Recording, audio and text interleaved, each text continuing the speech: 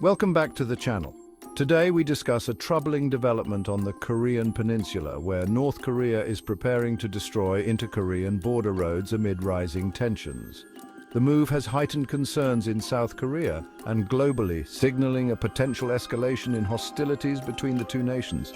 Let's break down what's happening, why it matters, and how it could shape future relations between North and South Korea.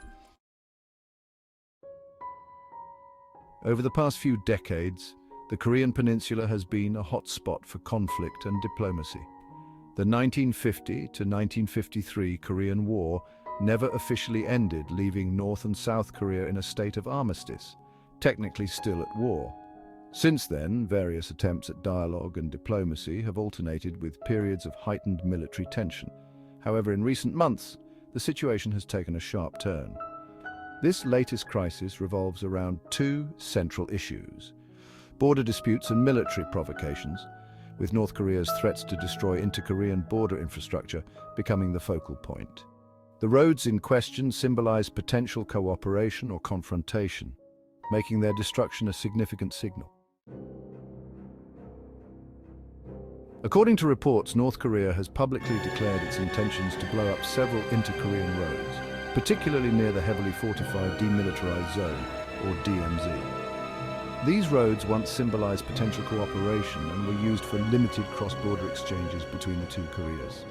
Now Pyongyang aims to demolish them, severing any symbolic or practical link between the nations.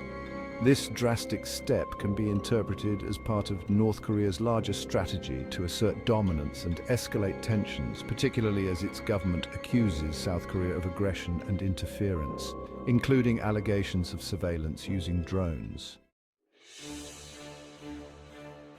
The immediate catalyst for this escalation seems to be a dispute over drones.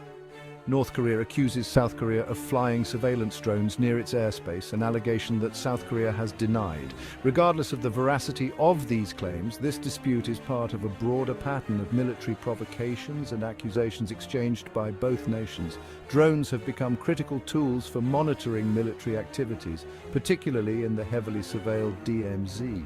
North Korea's interpretation of these drone flights as hostile acts could be part of a strategy to create a pretext for more aggressive measures, such as destroying the border infrastructure. The DMZ, which separates North and South Korea, is a 250-kilometer-long buffer zone that was established in 1953 after the Korean War armistice. While it serves as a physical and symbolic boundary between the two nations, the inter-Korean roads within the DMZ have been used sporadically for humanitarian aid, family reunions, and other diplomatic gestures.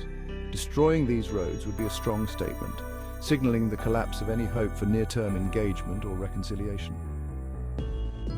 For North Korea, destroying these roads may also serve a strategic purpose, potentially disrupting South Korea's defense operations or limiting its ability to monitor and access the border areas. South Korea's response: heightened military alert. In response to North Korea's threats, South Korea has placed its military on heightened alert.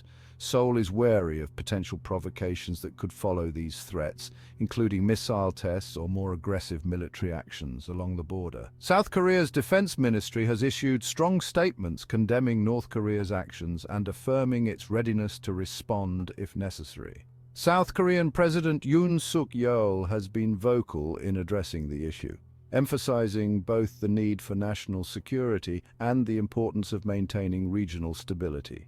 However, Yoon's administration is also conscious of the fact that any escalation could lead to unpredictable consequences. International reaction: the role of the US and allies. The international community is closely monitoring this situation. The United States, a key ally of South Korea, has reaffirmed its commitment to defending the nation. US troops stationed in South Korea remain on alert, and Washington has called for North Korea to de-escalate tensions and return to diplomatic talks.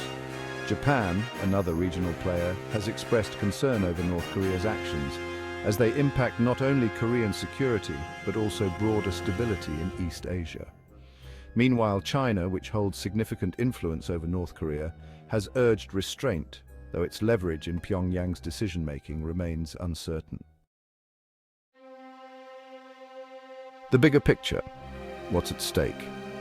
This escalation is happening against a backdrop of broader geopolitical shifts. North Korea's actions can be seen as a tactic to gain leverage amid its economic struggles and isolation due to sanctions. Kim Jong-un's regime may believe that by ratcheting up tensions, it can force concessions from South Korea or the international community. At the same time, the stakes are incredibly high. Any misstep or miscalculation could lead to a direct military confrontation, potentially involving major powers like the US and China. Furthermore, North Korea's continued development of nuclear weapons remains a looming threat, casting a long shadow over any diplomatic or military efforts. Conclusion. The situation on the Korean Peninsula is once again teetering on the edge of conflict, with North Korea's threat to destroy inter-Korean border roads serving as the latest flashpoint. As both South Korea and the international community watch closely, the question remains, will these provocations lead to a larger conflict, or is there still a chance for diplomacy? Stay tuned as we continue to cover this critical situation. Don't forget to subscribe and hit the notification bell for the latest updates on global conflicts and geopolitical developments. Thank you for watching.